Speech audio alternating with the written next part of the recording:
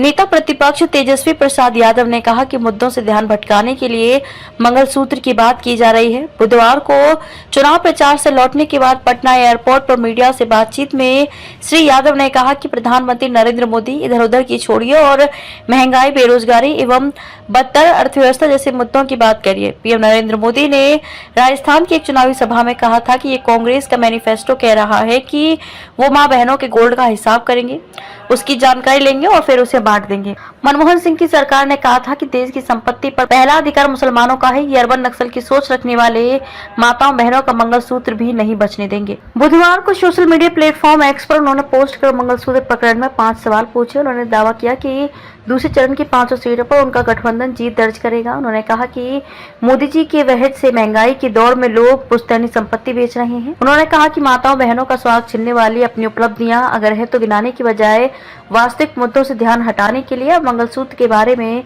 बातें कर रही हैं। हमारी माताएं बहनें मंगलसूत्र किस लिए पहनती हैं? अपने सुहाग के लिए ना। मंगलसूत्र सुहाग की निशानी है। बताइए हमारे देश की माताओं बहनों का सुहाग कौन छीन रहा है? पुलवामा में सीआरपीएफ के जिन जवानों ने शहादत दी, उनका सुहाग मोदी सरकार ने छीना। उन्हें शहीद का दर्जा तक नहीं दिया। चीन ने हमला किया, उसमें सेना के जवान शहीद हुए, उनका सुहाग मोदी सरकार ने छीना। बोले हमारी सीमा में कोई नहीं घुसा। नोटबंदी की तानाशाही फैसले के कारण बैंकों की लाइनों में जो मरे, उनके सुहाग किसने छीने? 800 किसानों ने किसान आंदोलन में जो शहादत दी, वो किसके सुहाग थे? उन माताओं बहनों का सुहाग और मंगलसूत्र किसने छीना? बेरोजगारी, गलत कृषि नीति और बदहाल अर्थव्यवस्था के कारण जिन लाखों किसानों, युवाओं और व्यापारियों ने आत्महत्याएं की, उनका सुहाग मोदी जी किसकी वजह से छीना गया? मोदी जी 2014 में 10 ग्राम सोने के मंगलसूत्र की कीमत 24,000 जो कई गुना बढ़कर 73,000 हो गई है। आपने महंगाई, बेरोजगारी इतनी बढ़ा दी है कि अब देश की 95% महिलाएं आपके कारण अपने सुहाग की निशानी मंगलसूत्र तक भी नया नहीं खरीद सकती। मोदी जी इधर उधर की छोड़िए और महंगाई, बेरोजगारी एवं बदतर अर्थव्यवस्था जैसे मुद्दों की बात करिए। आपकी इस मामले में क्या राय है? हमें कमेंट बॉक्स में जरूर बताइएगा। तब तक के लिए नमस्कार और